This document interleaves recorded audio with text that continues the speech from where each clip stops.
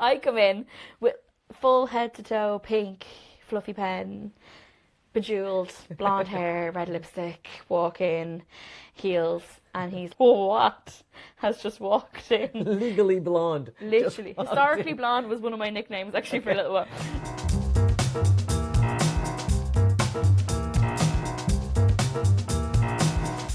So Laura Fitzachary, thank you so much for coming. You've invited me in on a few events. You've allowed me to see a little bit inside, as I think we both share a real obsession and love of fashion and of Ireland and of history and of beauty.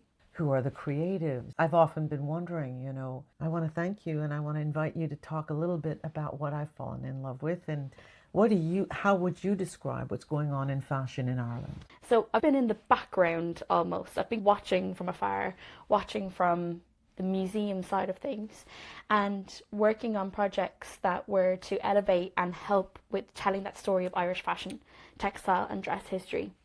So in my own way, I was just trying to support the industry, but I don't think I was Laura Fitzachary at that point. And then during COVID, which I think changed a lot of people's lives, I was sick then of museum land. I don't think there was ever really a seat for a historian on the front row. You need someone, hopefully, like myself there to be able to look at the story as a whole. This is a really exciting point for it because I think now what's happening is designers aren't necessarily looking abroad as much. Sometimes they do, just for their own gain or for industry gain. But I think that they can equally use the fact that actually we have enough here to be able to create our own work at the moment. And I think it's just a really exciting time for them. I don't have a stake in Irish fashion at all. I just try and help, as you said, give a leg up as much as I can. If there's anything I can do to help in any small way, I will try and do it because to see it all flourish is so wonderful. But for example, during some of the Dublin Independent Fashion Week shows last year, all the excitement, you were running across the city, we had our heels in our hand. It felt like a fashion week, do you know what I mean? One minute you're on one side of the city, next minute you're on the other, we were running around. And then I was visiting all the showcases in between, and it was so wonderful to be part of that as well, and to use history as a way of looking at, to comment on contemporary fashion. I'm very lucky to be in that position, and I hope that I can continue to do, because I do love it. I do love everything about it. How would you describe when you decided to study down the pathway that you took in your love for history, say? Yeah, art history is actually my background. Okay. That's my love, is art history. And I think what's so beautiful about art history, where I first began, was when I was a stylist doing my history degree and doing my art history degree. I was working in a big shopping centre in Ireland. I was like a sales assistant within one of the stores, but I became known for dressing certain people who came in and out. And my mum was a seamstress, my granny was a weaver, it was always there. I loved history though. I was working away in the museum sector then, where I graduated. I kind of always kept a little bit of that world with me, and would, throughout my internships, I was spending my days working on Viking workshops or working on anything to do with, because I was in the Natural History Museum and I was in archaeology, then I was running to my retail job and then back. And my very first iteration of any kind of fashion or beauty project was something that was a way of combining the two. So I've been in the background almost. I've been watching from afar, watching from the museum side of things. And so in my own way, I was just trying to support the industry, but I don't think I was Laura Fitzachary at that point. I was sick then of museum land, was heading off to France, lived in Paris for a year, come back. And when I'm back in Ireland, I was like, okay, I really want to make sure that I can never have this big vault built up of Irish dress and fashion and textile, and particularly beauty history. Maybe I should start talking to the people in the industry just a little bit more, because I've been watching from afar. I'm just a historian. That's always what I said to myself, I'm just a historian. But then I recognised some people who I knew from a past life, from years beforehand. And then I got to know the designers really well, just from visiting, because I had a pure, genuine, just personal interest in it. But also I was able to tell and elaborate on what they were inspired by just that little bit more. So if someone mentioned to me linen, I'd go, oh, did you know that flax being reintroduced, or that the cottage industry in Ireland? And I was elaborating on their interests, their inspirations. And then I got to know designers and I got to know people in the world and stylists as friends first, I think. And then when I got to know people, I was able to go, okay, I'm really good at stepping back and looking at a field as a whole, and an industry as a whole. Can I do that now in contemporary fashion? Oh, actually, there's a huge gap here, which is that what we're really known for in Ireland, that is storytelling, needs to be elaborated, I think, a bit more. And people probably really want to tell that story, but maybe just don't know exactly where to start. And then I was able to, okay, this is really exciting. And I just think exclusivity and what we define as luxury has shifted. And people can tell a story. I think nostalgia has been overused a lot. Heritage is a whole different strand. And so by me legitimizing where people were going, playing with linen, looking at different fabrics in a way that was so fundamentally part of Irish history, but could be helped become something that was absolutely new and absolutely contemporary, to be able to create our own work at the moment. And I think it's just a really exciting time for them. How would you describe when you decided to study down the pathway that you took in your love for history, say? Yeah, art history is actually my background. Okay. That's my love, is art history. And I think what's so beautiful about art history, and the reason I was so drawn to it in the first place, it's so multidisciplinary. You can find art history in film, in theatre, in clothing, in makeup. You can find it in English literature. You can find it in poetry. And I think that's what's so beautiful about something that's so interdisciplinary and multidisciplinary, because it means that you can look at art as a whole and then question what is art, and question who is the person behind, who are the people who say what is art and what isn't, and what is good art and what isn't, and challenge subjectivity. When you fall in love with art history and an appreciation of art as a whole, then you're able to find that in nearly every other industry. For me, it was very obvious that it was going to be clothing. It was very obvious it was going to be makeup. It was something that always, I think, was an extension of myself. Sometimes I'll be dressed all in black with chains hanging off me, and then sometimes I'm in baby pink. But I think it doesn't necessarily have to be one particular style, but the fact that there was a kind of a continuity between every phase of my life of that's very you. I thought that was like, oh, that's really the fact that I hopefully have expressed what it is that I really like in a way that's recognisable to other people. I think that's the heart really of defining some kind of style. And I remember reading Iris Apfel when I was quite young and going, you don't have to be the prettiest, you don't have to be skinny, you don't have to be like gory, you just have to have style. And I think that was something that really overlapped a lot with an appreciation for art and art history in particular, because who decides that? What is the definition of that? How old were you when you decided to take a serious look at all of this? I was 15 and we were coming out of third year. We're heading into transition year in school.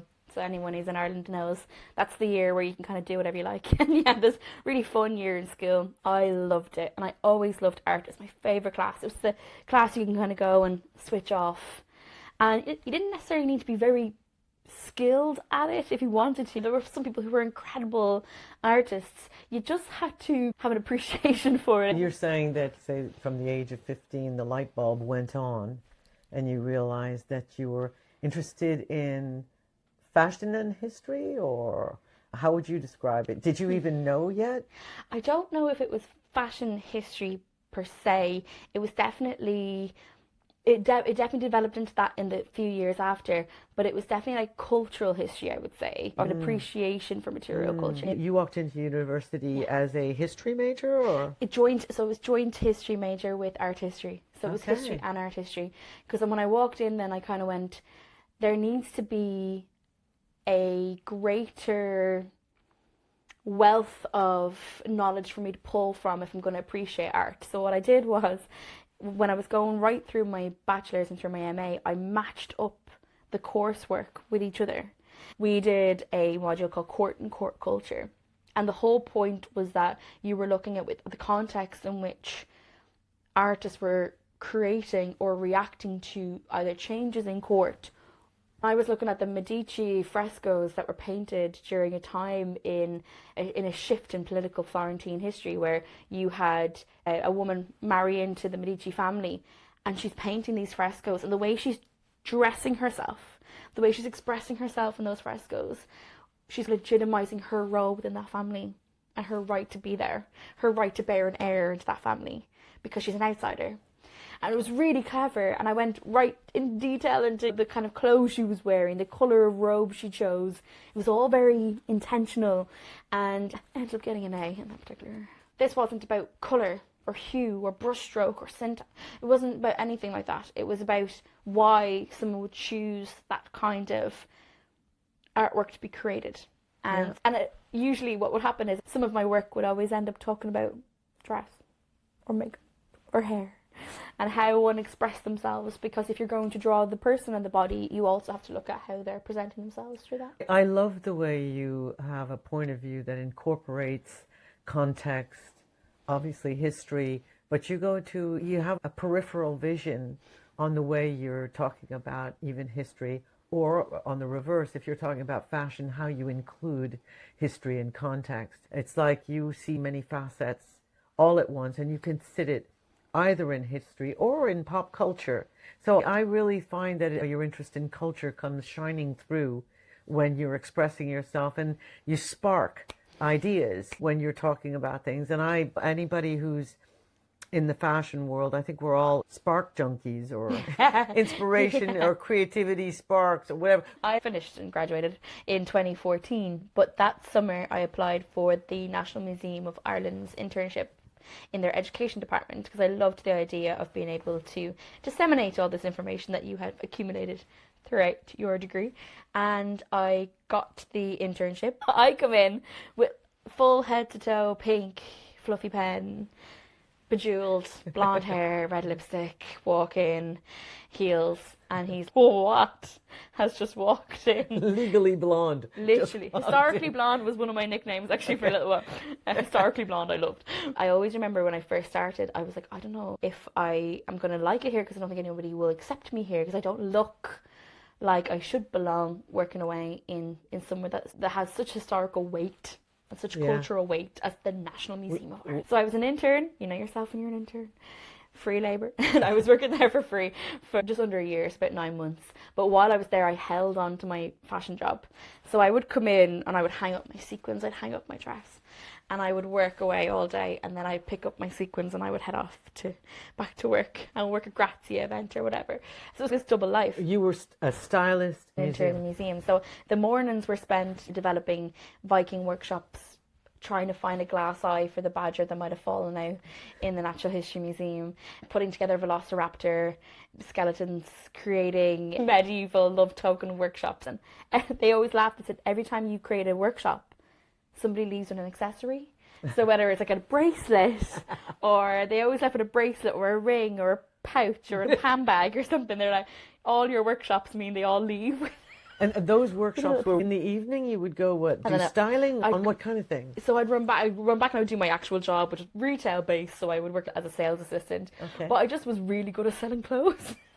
I loved putting people in outfits. I just adored it. And then the people who were based in the shopping centres, they would come in to me and go, Laura, we have this celebrity, that celebrity, we've got this thing on. Can you help? Can you help put the whole outfit together? And I loved it.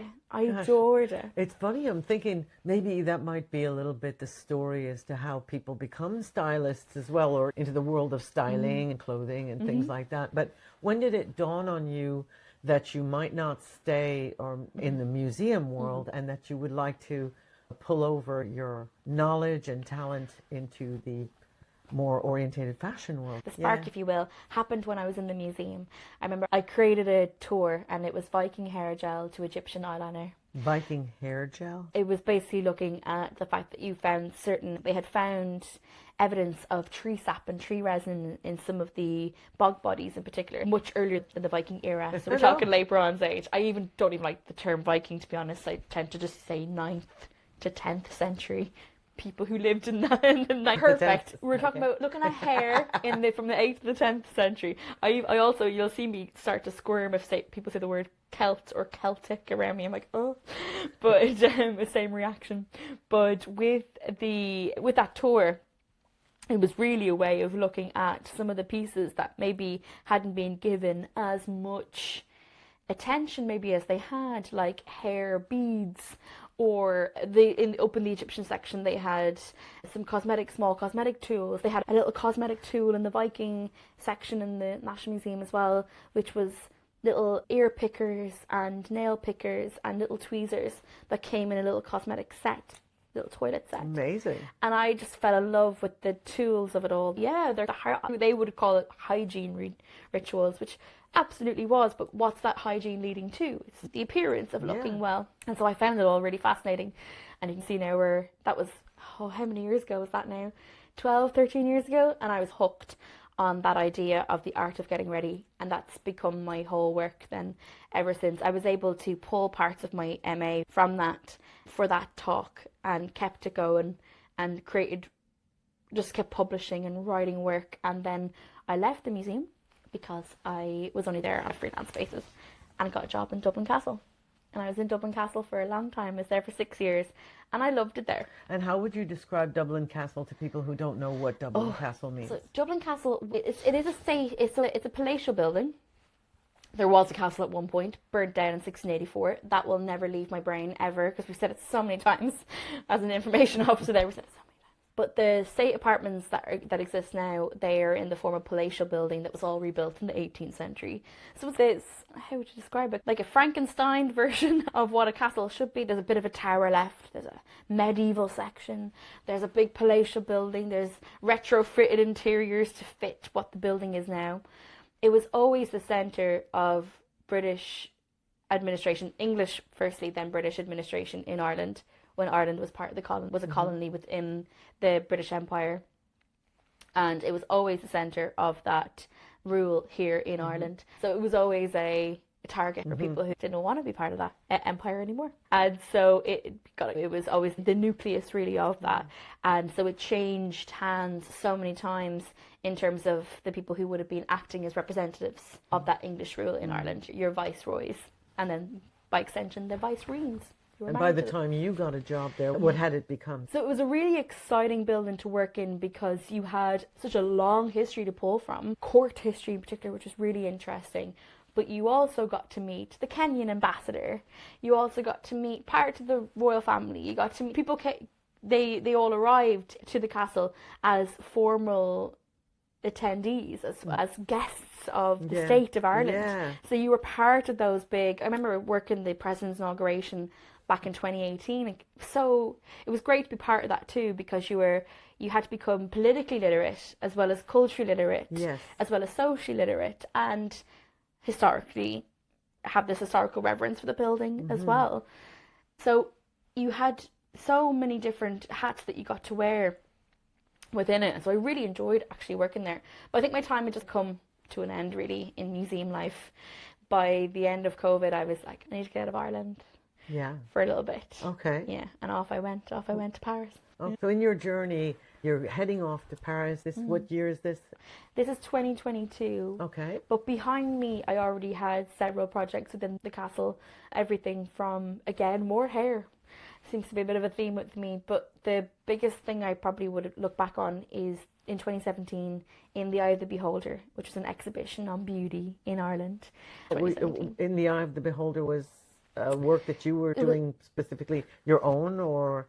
Yeah, it was with myself and a dear friend of mine, Brona Dempsey. We curated in the Eye of the Beholder. It was an exhibition on 18th century beauty standards. We focused on hair, makeup, hygiene, dress within the court culture that would have been Dublin Castle.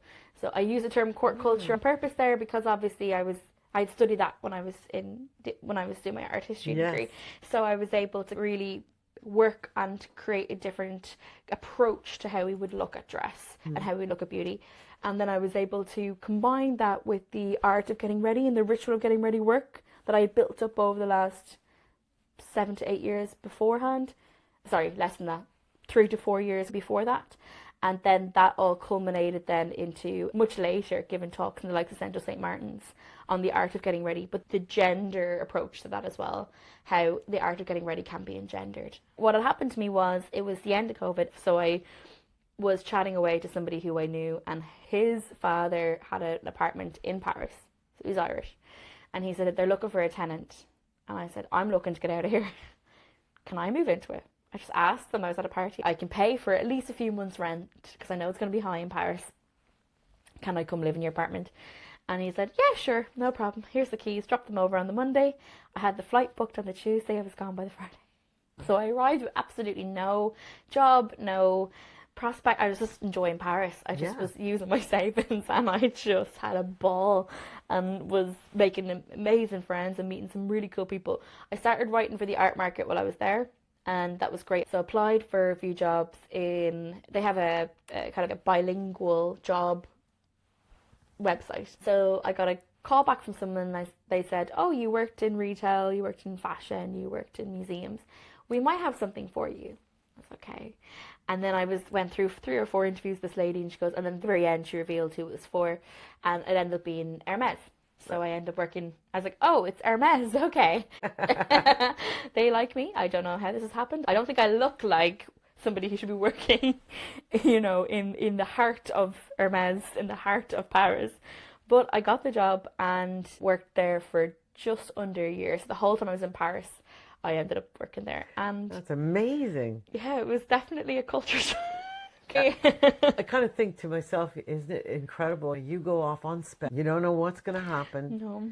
And you go to a city for a historian. Paris is certainly not the worst place to go, right? No, I had a ball. I went to every museum. And then you describe, the stars align, and you get a job in a city like that, in fashion, in one of the most beautiful houses, Hermes. There's a certain, slowly but surely, you're letting go of the lifeboat or raft or of working for a museum, slowly but surely. And then you finally let go, and you're walking into this new path, which you're been setting up. It's not an entirely new path, but you're literally standing 2 feet down in the ground into this new path. And how would you describe the path that you're on right now compared to the moving up to it? Gosh, absolutely terrifying. Would not recommend. No, I'm joking. I probably wouldn't recommend. When I was in Paris, it was the most liberating I'd ever been, because I'd never lived outside of Ireland before, and nobody knew me.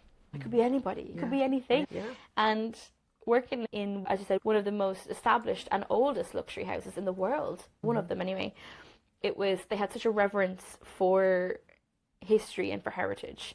And I got on really well with everybody. I have to say now, I really enjoyed it. But I also was a bit sick of kind of formal work. Not formal work, but like office-esque kind of jobs. But also it meant that I had the time to think and not get bogged down by career and what you should be doing and what you should be writing for and what you should be working as. What do you actually want to do? What is it that you want to do? You're doing it now. You're marrying your art and your history background with fashion. Isn't that kind of what you were always doing, really? Just in different phases of your life? And I was like, yeah, I think that this is absolutely where I need to decide if this is the path I really want to go on. So I came back to Ireland and decided, okay, let's give it a go. Let's try. And so had this kind of emerged into a kind of a full image or a full vision? Oh God, absolutely not. Not at all. Still think now what I think it has, but in 2023, not really. I was thinking, do I share the incredible year I just had with the world? Do I share all the information I've just collated, all of the knowledge and the work that I've done? Do I start to share that? And so I had this vault of work that I just built up over about just under a decade at that stage. And it was like, maybe if I start sharing if I start posting, maybe. Everyone's posting during COVID. That's what people have taken off online.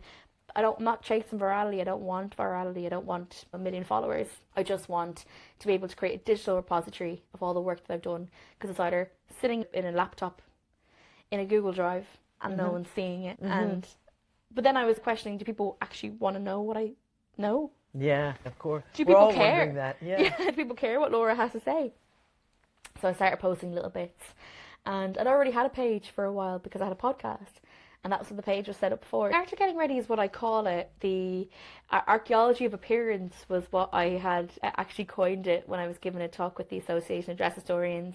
Because when I started posting, then I started to find out when there was conferences and symposiums, the way I would have when I was in academic world. And I was like, okay, I don't have to leave academia to be on kind of social media, if you want to say that, or I don't actually have to leave my academic life behind. I can keep that going. I can can carry that incorporate through. I can that. incorporate it. Yeah.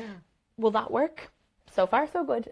3 years on now, and it's very much, I keep one foot in each world, and I adore it. Yeah. So I hope it's working, but I'm having a great time. So you've been going down this road, would you say, for about 10 years?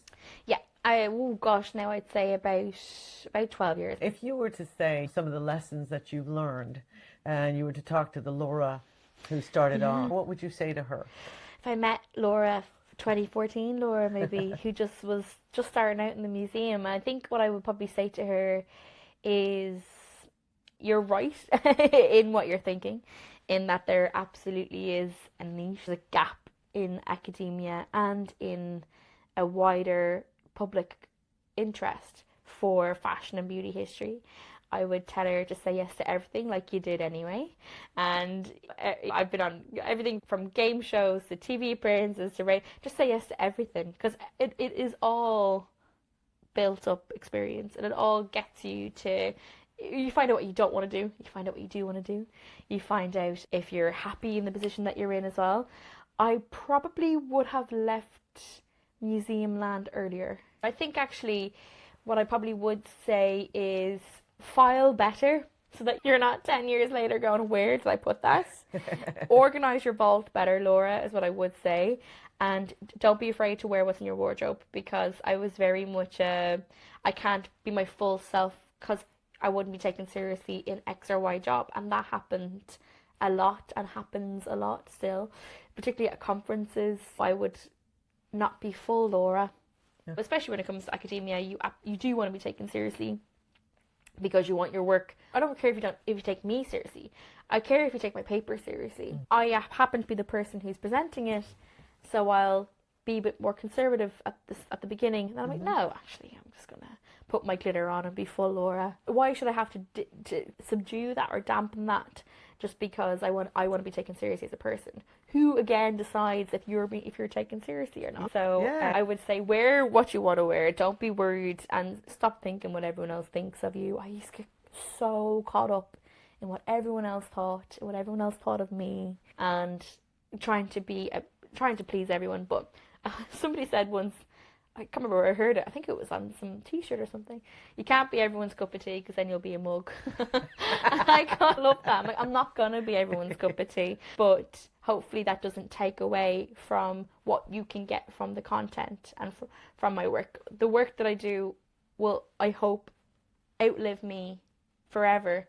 And if you can get something from that, it doesn't really matter if you like. I think that you're talking about how impressive it is to walk into an academic world, and also how daunting it can also be when you're walking into the fashion world. So you chose the two areas that are really like, to be yourself, to be at ease, just takes a long time. Actually, I'm really happy you said that, because one set me up for the other. Like, people always say fashion can be quite fickle, and it can be. It can be a tough L industry. But I was like, academia is, it's not far off. You're well able. If you're in history land, you're well able. I think that what comes across to me is that, one, you're extremely unique character, but two, you're so passionate about what you do, and you back up what you do, and you really you have that capacity to research really what you're doing. Who are the people or events that inspire you inside or outside of fashion? I think probably the Schiaparelli show in London. Nostalgia and heritage are two different paths. And nostalgia, I think, has really been beaten, like flogged like a dead horse now at this stage, to try and be used as some kind of business model or some kind of way of selling clothes or makeup, anything really that's in the beauty and fashion world. Heritage, though, is much harder to do that with. If there's a reverence to it, and there's an aspect of it that needs that I suppose really fosters critical thinking. And if you're living in a world where critical thinking and nuance are starting to maybe decline just ever so slightly, then you're going to find it harder, I think, then to be able to see where something like history is going to progress too. So, for example, when you're looking at Schiaparelli now. What they did in that exhibition in London was they had Daniel Roseberry's work right next to you. Not at the end, not we've seen all of Elsa's work and now we're at Daniel. Not at the very end where it was like chronological. At the beginning, as you walked in the door, you had the two, what you think Schiaparelli is now, what Schiaparelli was then. She's my favourite designer of all time. Because art. She also challenged what beauty was. She also made a point of saying, what is beautiful? Why are you telling me that's beautiful? The idea of aesthetics and breaking that down was something that she really believed in. And I think she kind of got that because she came from a very academic family. But she also understood quality over quantity. She believed that, particularly when it came to Irish tweed or Irish wool, she had a love for. But this idea of how art was even challenging what beautiful was, and had been, and historically has done, but using that then to fuel her design, which was interdisciplinary completely, from cosmetics to fashion. One of her first collaborations with Dali was powder compacts. Telephone dial powder compacts. The lobster phone comes a little bit later, and then the lobster dress, and then you got the trompe-l'oeil, the tear dress. If you could close your eyes and you just dream and there's no limits whatsoever, what would be a project you'd like to see happen, or people that you'd like to work with, or whatever? I know I've hinted at it, and I've done workshops and projects, and I've really put the whispers and feelers, and everyone knows that I want a fashion museum in Ireland, but not one that's just to put the clothes on display. That is really important to build up that archive, but also the reason as to why certain aspects of dress are actually archived, and then create and curate a building that will exist long after all of us, that looks into the kind of the human act of getting ready right through history. Yeah, I was at a conference or a panel that you organized. What was that called, that panel? That was a permanent home for Irish fashion, but fashion in particular rather than dress, because to be able to incorporate other aspects of that industry as well, because I think that it's much bigger, and there should be an archive for some of the incredible designers that we've had, but also how Ireland in the 90s looked, how Ireland in the noughties looked, but also if we're looking at designers now, it gives them a centralised archive to pull from, so that they don't have to rely solely on me, but also that they can pull from it themselves. And I think that if we have that and it's there as an opportunity, it's there I think then you'll get true excitement back. What would be the best compliment that you could imagine receiving for your work?